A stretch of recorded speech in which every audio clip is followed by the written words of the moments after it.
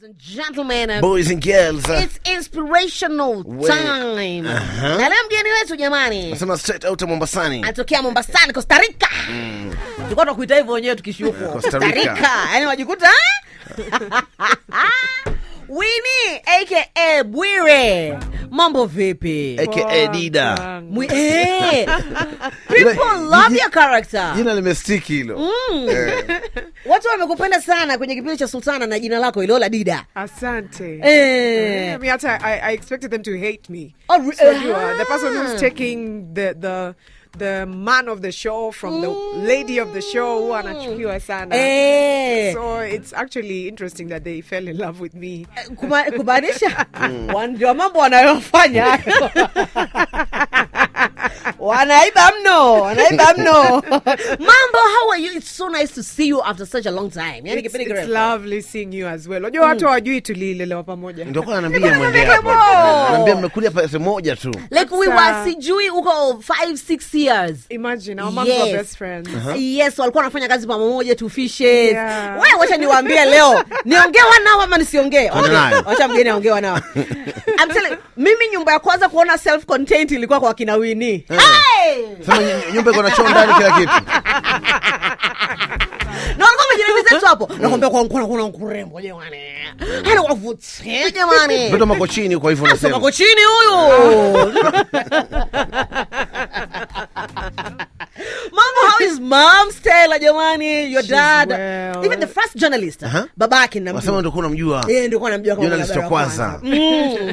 Vipi wazazi hawana neno? Hawana neno. Wako poa na kwambia they're excited. They're waiting for this.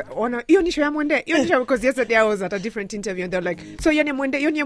It's like hiyo ni Mwende. Mimi kila niko na jina. Mara mwisho ulikuwa hapo kwa kuja na bandi, ilikuwa ni Jukwaa band. Jukwaa the band. Ilikuwaje pale kwa sababu asijisikia karibuni. No, tuko lakini sio corona vile and stuff like that. And then tuliporudi biashara ilikuwa mbaya sana. What people were offering was really bad. So we decided we are only going to be playing pale mahali ambapo watu wanatupa hadhi. Ni hadhi? Yes. Heshima. Exactly. Kwa sababu kuna pesa mtu anakuambia uchukue vis-a-vis ile kazi anakupatia au unaona hapana. Afadhali niende nifanye kitu kingine. So ndio ilikufanya uingie katika uigizaji sasa ama ilikuwaje? No, not really. We still play. We still just do private events. Stories za kuimba hapa na pale we chilled a little bit because I make financial sense. Okay. Na unajua money makes the world go round. Oh yeah, definitely. Yeah, so uigizaji nilianza tangu kitambo. Wewe mwendesi unajua tukiwa drama hewani nawe hapa ni hewani. Hapa sasa umjui. Unafanya vitu vingi, interior design, baker na vitu vingine. I'm an all round artist. Hata hiyo baking siko najua naweza kufanya. Hiyo baking it came about hiyo. So somea hiyo lakini. Hata ilikuja around hiyo period ya corona when you're so idle, there's nothing to do. Hauna pesa. Unajua vitu vingi. You want snacks in the house. So that's how it started and I mean, I started applying my creative side to the baking. Oh yeah. And I figured why not turn this into money? Okay. Nafikiri kwa watu wengi sasa wanataka kumjua Bwire. Huyu ambaye sasa wamekuja kampeni kama Dida kwenye kipindi. Tutaka kumjua zaidi kwa ametoka wapi, where you grew up. Sasa mimi sikujui. Unakumbuka hiyo? Tuanzie hapo sasa. So tukirudi, people want to know where you grew up, kule ambako umesomea. Sasa hivi tunazungumza na mdada ambaye umekuwa ugua cancer, saratani. Na matibabu sasa hivi yamefika wapi? Sasa nafanya kitu inaitwa target therapy.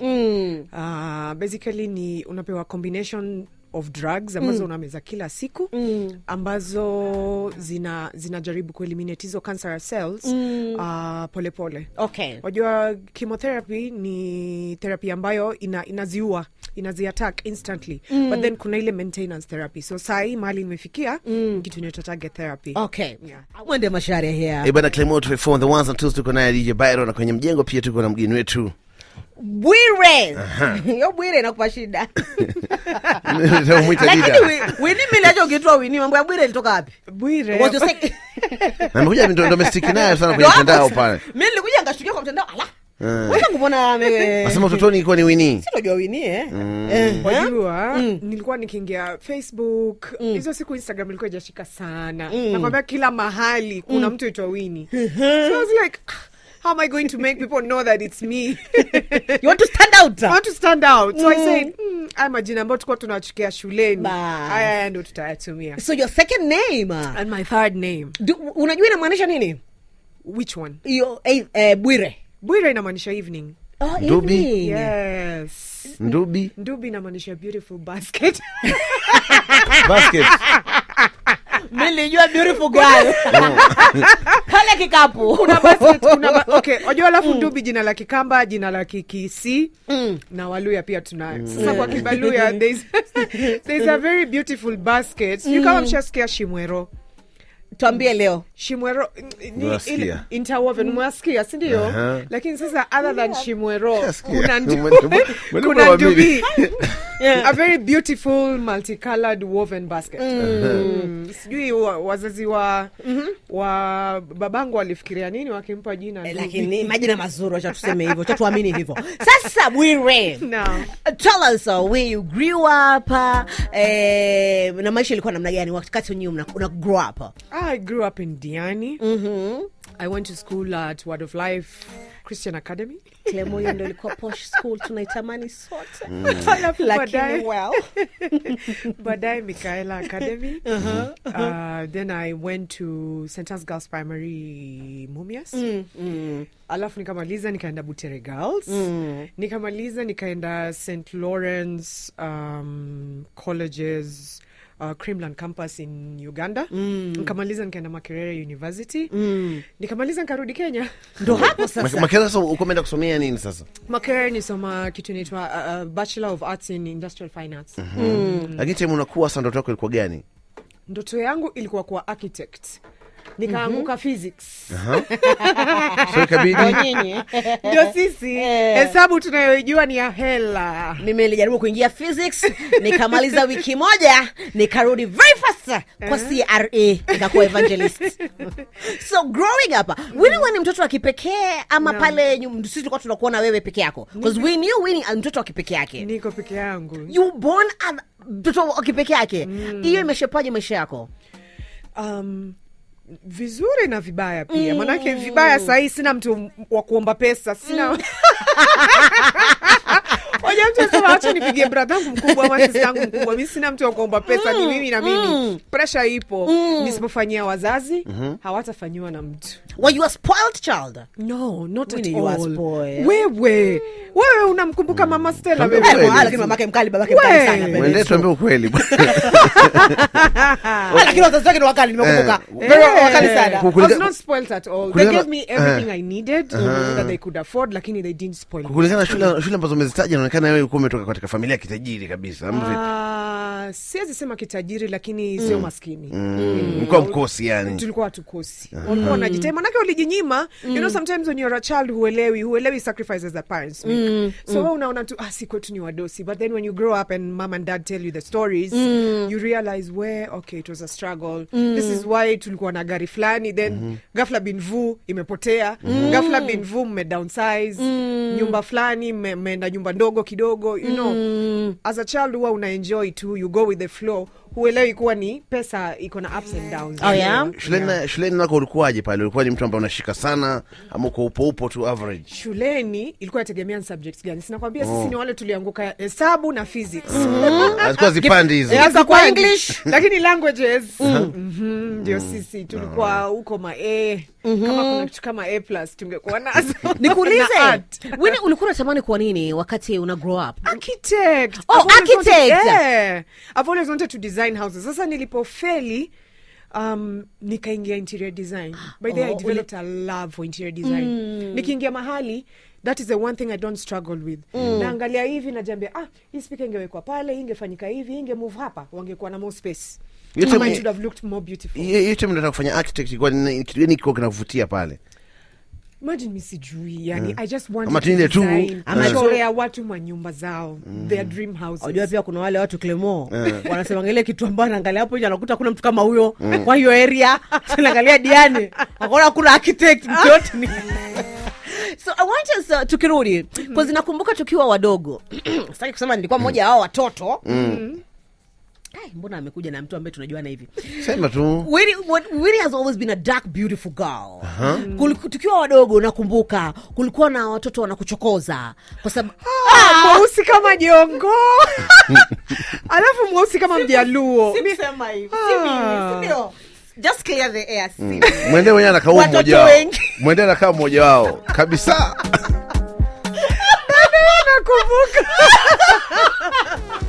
Nakumbuka sasa by the way. Kwa hivyo nita mweusi kama jongo, mweusi kama mjaluo. Hata sijui ukiwa mtoto kwa nini ukiitwa mweusi kama mjaluo unalia. But I did say, si mimi, ndio siseme tu hivyo alafu niendelee na swali.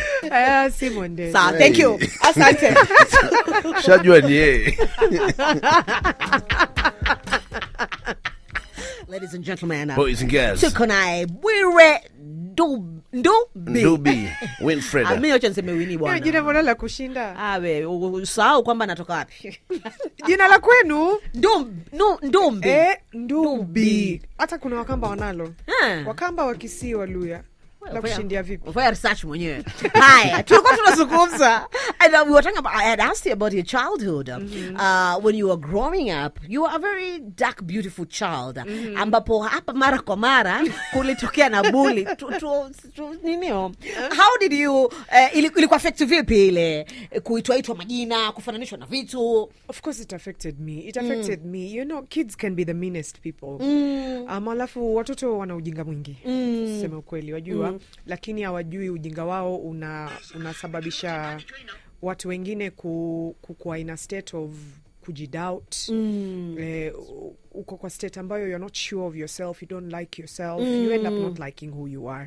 Because society at that point ilikuwa imeamua standards of beauty ni a specific way, mweupe. Na naelewa inatokana na ukoloni. Wakoloni walikuja wakisema uzungu ndio bora. Sasa kama we si mzungu, mradi we mweupe ndio bora. That is so sad. Lakini my mom alikuwa ananiambia, every night before we went to bed, asubuhi kabla anipeleke stage nikapande school van. Mlikuwa na school van? Tulikuwa na school bus. Tulikuwa na school van. Tulikuwa pale matatu. Ulenda wapi? Makigwena? Of course.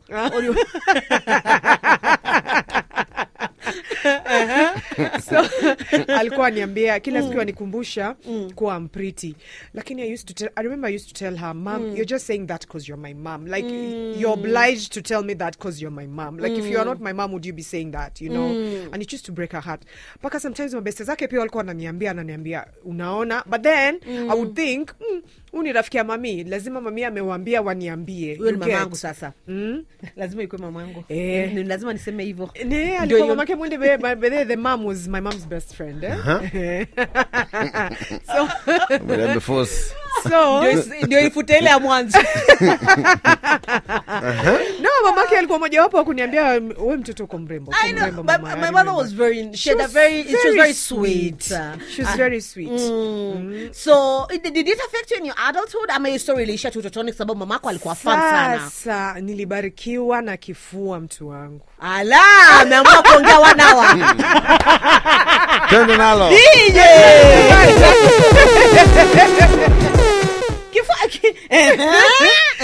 So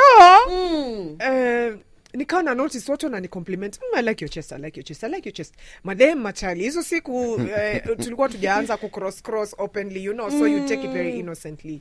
Haikuwa story ati dema na kukatia ama, you know, something like that. And so I discovered, I have something that actually people like.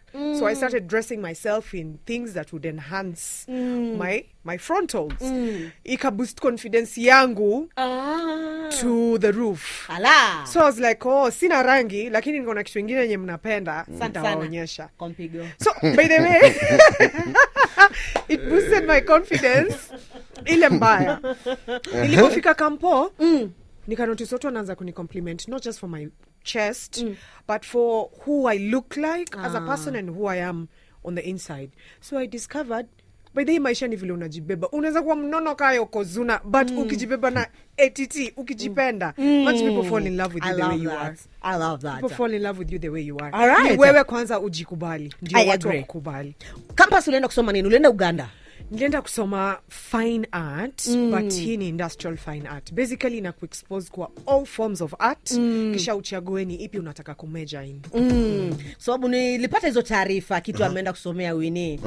I had a very difficult time explaining to my parents Winnie ameenda kusomea nini. Hata Winnie anasomea nini? Fine art. Hiyo ndio sasa. So mwenyewe specialize na nini sasa? Nili specialize kwa graphic design na interior design. Okay. Wewe pia unafanya painting pia? I do painting. I do drawing. Painting nafanya watercolor, nafanya oil. I do sculpture, I do fashion. These are not your ordinary kind of careers. You know, I'm a choice. Actually, see career. People don't see it as a career. Exactly. Ni leisure. Something you do when you're free. For fun. Nataka nijue, when you finished now college, you came back to Kenya. Ilikuwa na ugumu gani ama urahisi gani wa kupata kazi? Actually, I was instantly placed at ScanAd. So just ScanAd. Yes. But then after 3 months of being there as an intern, I thought to myself, hapana, isi maisha yangu. Okay. Nilikuwa naamka saa 10. Nilikuwa na Jogoro hizo siku, na Jogoro haikuwa venye iko leo. Ilikuwa Jogoro ile watu wanaikumbukia for. And so niamke saa 10 ndio nisikue kwa jam. Nafika ofisini mimi ndio nafungua ofisi na askari wa mlango. Juu nimefika mapema sana. Wenzangu wanaingia saa 2 saa 3 because they live somewhere nearby. And then kutoka siwezi toka zile masaa zenye tumefunga ofisi kwa sababu kuna jam. Okay. Inabidi nitafute shughuli tena tao. Nifanye kile nafanya. By the time natoka town ni kama saa 2 na nusu saa 3. Nikifika nijipange for tomorrow and the cycle continues. For 3 months I was like, no, this is not my life. Najua nilienda shule nikasoma, but this is not my life. I want to do business. Okay. I spoke to my mom, nikamwambia nataka kufanya biashara. Akaniambia biashara gani? Nikamwambia mimi hizo siku Airbnb watu hata walikuwa wajui. Nikamwambia I want to do Airbnb. Mami ananiambia hiyo ndio nini? Hiyo ndio nini? Nikamwambia you have a house, you furnish it, you rent it out to watu, because hoteli zilikuwa zimefika mahali zinachapa watu bei, my friend. Kwa hoteli was such a big deal. Unabidi uko na kama 25-30k per day mtu mmoja. So mom was open to the idea. Babangu alikuwa anataka kusikia hiyo story. Anashanga anipatie hiyo pesa. Tena pesa ngapi? Nataka 1.5 million, I think, about 1 million at the time. Ako anataka kusikia hiyo story. Mother akanichukulia loan. No way. Akia Mungu. Oh my God. What would a mother do? Nikaenda. Sasa now I put my interior classes into practice. Instead of buying furniture from the showrooms, nilienda nikanunua miti. What? I go, you buy a tree that is still standing upright. You shop for the right tree. By the way, wale amujui kuna Why amezidi carpenter huyu? Unanunua miti. It's cheaper. Kwa sababu it cost me 5,000 shillings to buy one tree. Yeah. That the size that I was looking for. And I bought 2 trees. Na ikanifanishia nyumba ya 4 bedrooms. So ukampelekea inafanywa mbao ama inafanywaje?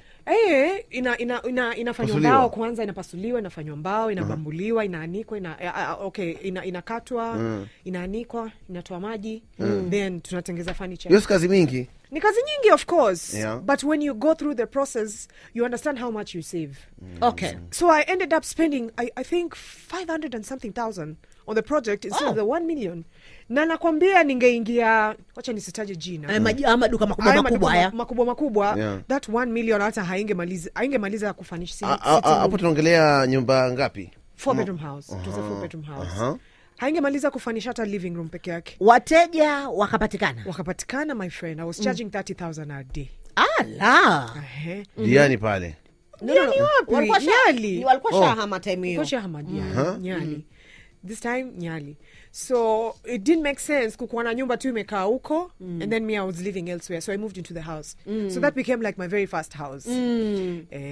Saile wageni. Nyumba biashara hiyo. Nyumba biashara. Leo umeingia sanani? Inabidi because you have to be there, do the day to days. Then ikafika mahali business inakuwa slow, so you have to figure out what do I do. So I started renting out rooms as opposed to the whole house. And renting out rooms turned out to be better because if I host you upstairs, I host another one in the master wing, I host another, combined it gets me more than the 35,000 I was charging per day. Na bado unabaki na harufu. Yes. Mwenye binafsi. Exactly. And the people who are helping me maintain the Ipo house. bado? No, nilifunga. Okay. All right. Yeah. Biashara ilipa lakini. Biashara ililipa. It was a good business then. Siku hizi imeharibika. Imeharibika for sure. It's been flooded. So jua Kenya tu. Kitu kikitokezea. Mwende na experience. Mwende na experience yake. Mwende na experience yake mtuambie. Mwende. This ndio naona kile mambo. Bei imeshuka siku hizi huwezi charge hiyo Nairobi pesa. basi we ndo kama. Anyway, Winnie. So right now tunakujua kama wewe ni mwigizaji, of course ulikuwa uko kwa banda, ile jukwaa banda. Sasa uigizaji nao sasa ile nao professionally umeingiaje? Uigizaji nilikuwa nafanya stage plays professionally pale Little Theatre Club. So you Little Theatre I Club. know Little Theatre. Exactly. It's our KNT kule Mombasani. Yes, exactly. Alafu kidogo I started going for auditions here and there. Kina Lulu wakija wakifanya auditions. Show yake ya kwanza ilikuwa inaitwa nini nimeisahau. Na kina Ruben tukaenda hatukupata. Unapiga audition hapa na pale, unakosa, but eventually something that fits. Unajua kitu watu hawajaelewa ni just because umefanya audition haimaanishi utapata. Just because you're a good actor haimaanishi utapata kazi. True. It has to be that you fit the role that they want you to play. Mumeelewa hiyo? I hope mumeelewa. It's not about you. Yes, hata mimi hivi leo naweza maliza Sultana niende mahali. Hata last month nilikuwa audition na sikuchukuliwa. Exactly, because I didn't fit the character they were looking for. Okay. So eventually nikaja nikapata something called Penzi. I think I started out with Penzi on Raya TV. Then nikaja nikapata Tehanani on Maisha Magic. Nikaja nikapata Kalimani Dynasty on KTN. And then nikaka Corona ili hit, I think. Sasa we couldn't shoot, we couldn't do anything. The project didn't continue. Then nikapata sasa Sultana. I think after that I did a film and then Sultana also, something like that. Sikumbuki vizuri. Okay. Yeah. Kazi ya kuigiza kama tu mwenyewe tuambie ukakaa. Hiyo huwa mkikaa. Huwa mna survive aje? Huko mjini. Maisha ni kujipanga mwende. You see when you are on air, unalipwa vizuri. Okay, depending vile umejinegotiate contract yako. Sasa hivi mambo sio mabaya. Yes. So when you get paid, lazima ujipange. Okay. Na sasa watu wengi wanashindwa kujipanga. Inakuwa kazi ikiisha, unabaki natamani kuwa Mswahili lakini naona nikisema hiyo itakuwa nimetumia hiyo word offside. But unabaki tu hapo auko aujielewi, nikata huko na kazi for the last Unabangaiza. Unabangaiza, exactly. Mimi kidogo niseme tumbukia nyongo. Hapo kupoteza. So inataka ujipange because you need to understand our kind of work comes once in a while.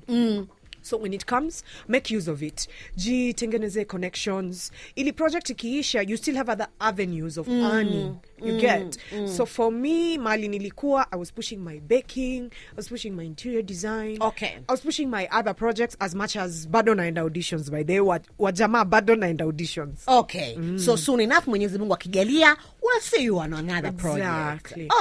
Okay, because nataka hii story ikija ndo tusiwe na muda wa kuikata. I want us to talk about ugonjwa ambao, was it last year? Alikuwa ama last year? It was last year when you were diagnosed, ama ilikuwa last year but one? Last year, lakini I would say last year but one, kwa sababu we missed out on all the signs and symptoms. So official diagnosis ilikuwa inakuja around last year, just around the time nimeanza Sultana. Okay. 1 or 2 months into Sultana. Okay. Official diagnosis. But signs and symptoms that we didn't know were signs and symptoms were there way before, like 6-7 months before. Oh. Yeah. Okay. Na ni ugonjwa wa saratani, it's a breast cancer, right? Yes. Okay. Sasa uko na foundation yako pia. Sorry? Uko na foundation yako pia saizi. Yeah. Ambayo inahusika na haya mambo haya. Siko na Bwire, Winnie Bwire, unamjua.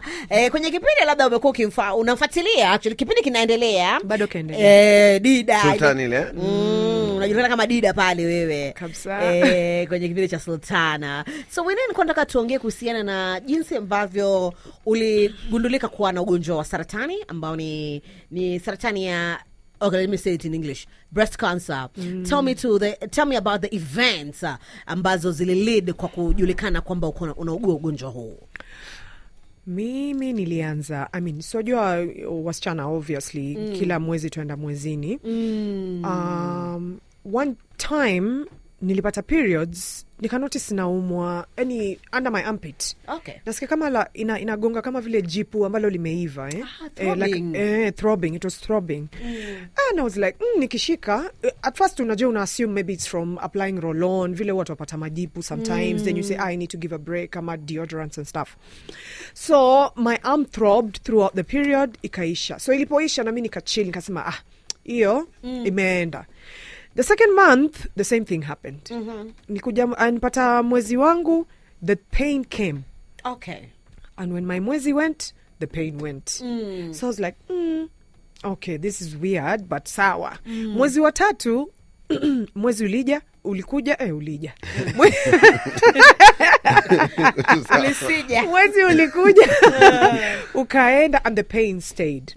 So that was a bit weird. Then one time, I was seated on my mom's sofa, and she looked at me, she was like, is your hand swollen? I'm like, my hand is not swollen. But clearly nikiangalia, I was like, oh yeah, by the way, it was slightly swollen. Kidogo tu. So we never thought much about it. The next month, my periods came. My armpit was throbbing kiasi cha kuwa siwezi kulala. As in, sasa it went from throbbing during my periods to a few days after my periods to now full-time throbbing. Was this your left or mkono? My right arm. My right arm. So I decided to go in and see a general practitioner. Akaniangalia. In fact, the first thing she examined me for was breast cancer. Oh, really? Yes. Akanishikashika. Akanambia, you honestly have nothing to worry about. Nitakupa dawa umeze. You probably have an infection in your lymph nodes. So ukiwa na homa, ukiwa na vitu kama hivyo, your lymphatic system huwa inakuwa unafura. Watu wengi ufura huku, unaona kitu kinakaa kama mpira, alafu homa ikipotea inapotea. So you have those lymph nodes everywhere across the body. So akanambia your lymphatic system probably has an infection. Akaniandikia antibiotics. Alafu akaniandika painkiller. Akanambia utakuwa sawa. I went home. 3 days later, my friend, I was not sleeping. I was not, like I could not do anything. I went back to her. Nikamwambia, mimi hapana, something is wrong. Akanipa numbing cream. Your cream zile zinatumika kwenye theater za kufanya operations. She gave me a numbing cream for relief. Akanangalia akanambia, honestly, I think we maliza kwanza kumeza hiyo dozi ya antibiotics nimekupatia, then we examine from there. When I told my mom, she was like, apana, this doesn't sound okay. Akanambia, why don't we go and see a gynecologist? Okay. At this point, sasa ndo tumeanza I think preparations. The first 2 seasons za Sultana zilikuwa already zina shoot. I went and saw the gynecologist. Akaniambia, alinishika hakumaliza hata dakika 2 na mimi. Akaniambia, na kuandikia saa hii prescription, ukimbie kwa imaging center, ukimbie. You know, your gynecologist is telling you this. This gynecologist ndio alinizaa, by the way. Ndio alizalisha madhe. So mom was like, you won't find it awkward going to see a gyna that gave birth to you? I'm like, no. So nilipofika tukapiga story, alinishika dakika 2. Akaniambia, kimbia kwa imaging center na kuandikia, usiende kesho kutwa, sijui usiende next week, nenda sasa hivi. I told my mom. Mama akaniambia, msikize, daktari amekwambia nenda. I went. Kwenda, I had to book an appointment. Nikabook appointment ya kufanyiwa imaging, nikarudi. Imaging ni kupigwa picha? Kupigwa picha, lakini in this case sasa ultrasound. Okay. Ama mammogram. So I went, booked an appointment, nikaambiwa niende kesho yake. So I went the following day, nikafanyiwa ultrasound. Daktari akanambia njoo the following day for results. So I went home, I went back the following day, nikapewa results. Akaangalia akanambia, honestly hapa we are seeing that everything is normal. Atuoni kitu yote ambayo inakaa abnormal. But nataka tu kuregelea hii ultrasound because the first time it was a technician who did it. Okay. Akanambia hii ultrasound sasa wacha nifanye mwenyewe. Rafiki yake dadi akaifanya mwenyewe. Akaniambia you have 2 lumps on your right right breast and one on your left, ambazo haikunishtua because I've had these lumps ever since I was a teenager.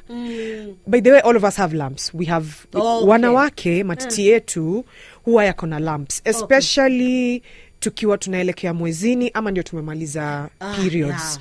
Yes, our breasts get really lumpy. So unaona, if you understand that about yourself, wajua tu it's normal. And so mimi haikunishtua sana because I've always had nilikuwa na vitu cysts mbili on my left breast, na on my right breast I had something called a fibroadenoma. Na cancerous lumps they are very very defined in shape. Yani kama vile gololi. It is so defined. So ukijishika hivi, my lumps were a bit kama map vile, kama broccoli. So there's nothing to worry about. Unajua, this is the right kind of lump to have. It's no big deal. It's caused by hormones. It's totally normal. Akanambia zinaka kama fibroadenoma, but wacha tuone results zitasema nini. Results came, they could still see nothing. Akanambia let's do a more advanced kind of imaging, kupigwa picha. So akanifanyia kitu inaitwa CT scan. Nikafanya CT scan, it looked totally normal. Akanambia yeye ilikuwa inamsumbua ndani ya roho kwa sababu he couldn't understand why I was in pain and he's not seeing anything. So definitely there is something wrong. And the images are not capturing what is going on. Shida iko wapi? Akaniambia sasa CT scan ya kwanza tulifanya bila contrast. Let's do the second scan. It's a bit expensive, but wacha tuifanye hivyo hivyo. So we looked for money. My dad came through. Tukalipia. Nikafanywa imaging ambayo iko na contrast. CT scan ambayo nilidungwa contrast. Still, all they could see was the lumps ambazo zimekuwa. Unaona? Akanambia, Winnie, mimi nitakutuma. I know we are not seeing anything, but I'm going to send you to a surgeon. Ukisikia surgeon, macho yanafunguka, you're like, hey, what is going on? Akufanya kitu ambayo inaitwa FNA. Basically needle test. Hizo lumps ambazo uko nazo. Zinafanywa, ni procedure inaitwa biopsy. Unadungwa, wanachukua sample ya hiyo breast, hiyo tissue, and then inapelekwa lab, inapimwa, kuonekana is it anything that is dangerous, whether it's cancerous or not. Wajua inaweza kuwa sio cancerous, but inaweza kuwa ni issue fulani tofauti. Ikaenda. Results zikachelewa wiki moja. Huwa zinarudi after 1 week. Zangu zikakuja after 2 weeks. Mimi ni nani? Dr. Google na nani? Results nilipewa nipeleke hospitalini. Nikafungua. Let me tell you, usually when I go to a doctor's office, and this goes out to everyone, you need to learn to question the procedures. Yes. You need to learn to understand the medication you're being given, why it's being given to you. You need to understand the process so that healing can take place. So I had a lot of questions. I Googled those results. Nikajua, hapa, huenda ikawa niko na cancer. Lakini wacha niende kwa daktari, manake they've used very very hard terms. Sasa mimi niko naenda terminologies. Naenda tuseme unaenda Google, una Google radio maisha inamaanisha. Sasa mnaona Winnie uko pale na habari na kama imeanza. Of course ulivyokwenda kwa daktari ilikuwa confirmed. Akanambia, unfortunately you have it. Remember right now we're in the middle of shooting Sultana. I know, man. Kipindi ndo kimeanza kubamba sasa.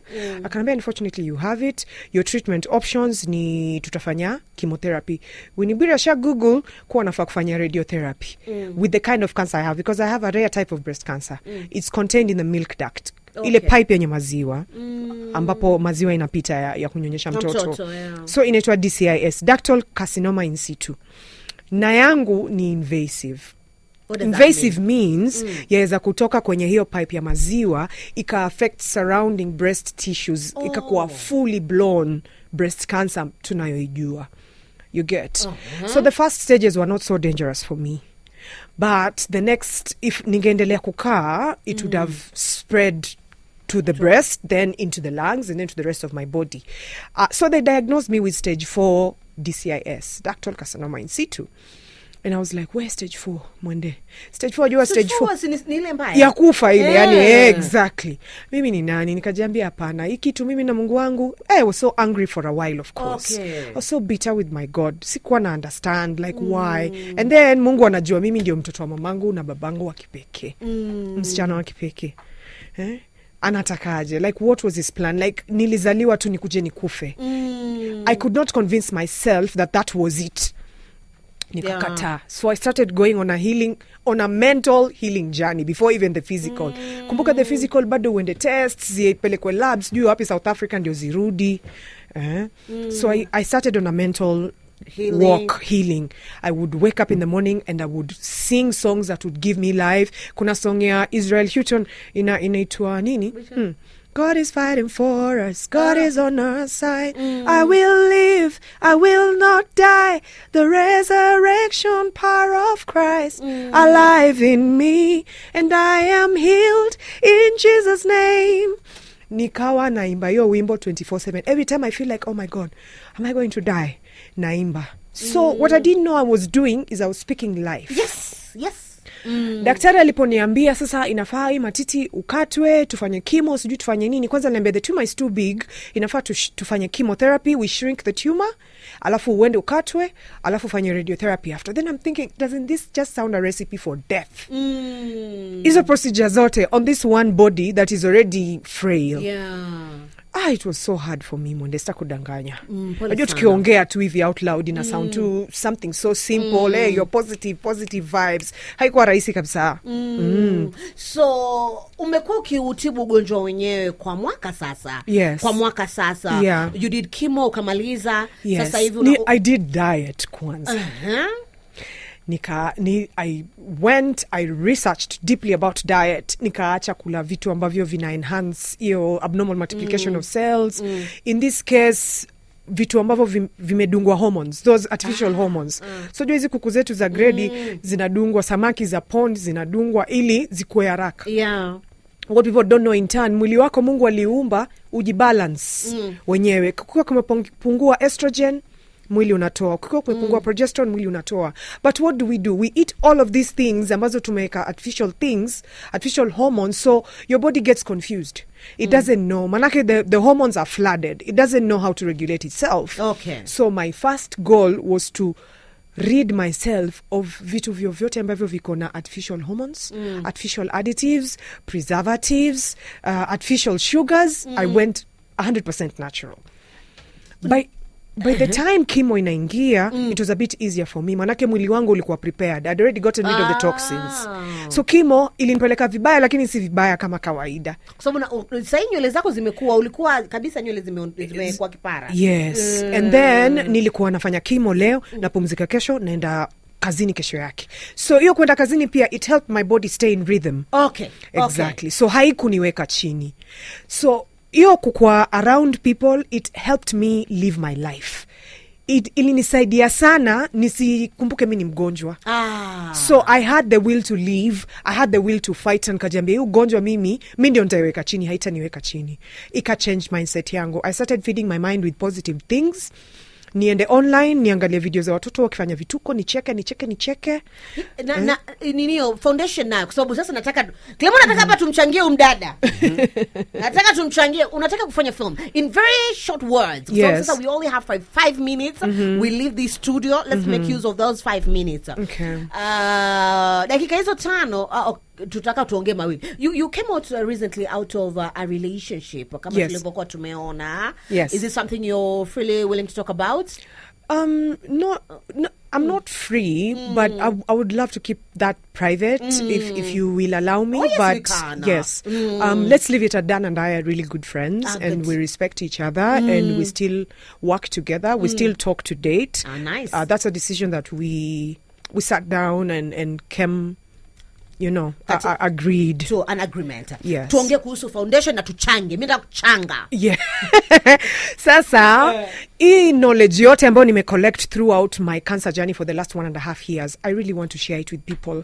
Na sikuwa nataka itoke in form of nisimame kwa pulpit nikiongelesha watu. Manake it might come off as very boring. Sasa mimi, my number one medium is film. Sasa nikaamua na timu yangu tunataka tuunde filamu ambayo itakuwa artistic, interesting to watch and listen to, but we convey the messages that we want for people to get from this. So we are doing a documentary film called Scare the Scar. Scare the Scar, I hope the title speaks for itself. The scar here being cancer. Scare the Scar, sisi tunataka kuogopesha hii cancer paka ijue we are in control, not it's not in control. Kabisa. And hatuna uwezo wa kushoot filamu hiyo, manake tunahitaji 6.5 good million whooping Wewe. to make it come to a reality. Manake story si yangu peke yangu. Kuna wenzangu wagonjwa wa lung cancer, colon cancer, different types of cancer ambao wako involved. Na kwa sasa tunachangisha pesa kupitia till number 8464118 Kejani Studios kwa wale ambao wanataka kutoa.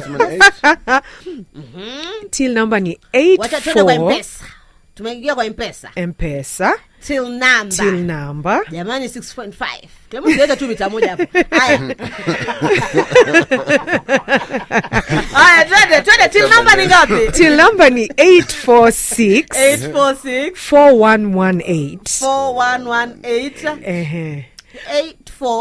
4118. 8464118. Yes. Okay. Aya, kwa wale ambao wanataka kufanya direct transfers, bank tunayotumia ni Absa PLC Kenya. Paybill ni 303030. Account number ni 204 795 2045. Okay. Kwa wale wenzetu wa diaspora, nimeona watu wananiambia they are watching me from Australia, from Australia, from Norway. Tunatumia PayPal ambayo email address tunayotumia ni kejanistudios@gmail.com. All right. Mimi nimepunguza hiyo deni ni ngapi? Asante. Nimepunguza 10 itasaidia bali? Yes. Itasaidia bali. Kama naona ameweka 50.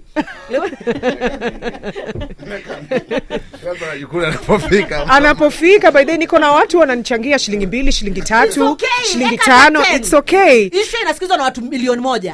Eka 10, 100. Mara hiyo. Itakuwa imetufikisha 100. Last month watu wametufikisha 179,000. Na waliotoa wengi shilingi 5, shilingi 10, 50, 100. You get, it's not the big money. Frank naona anasikia kutoa 100.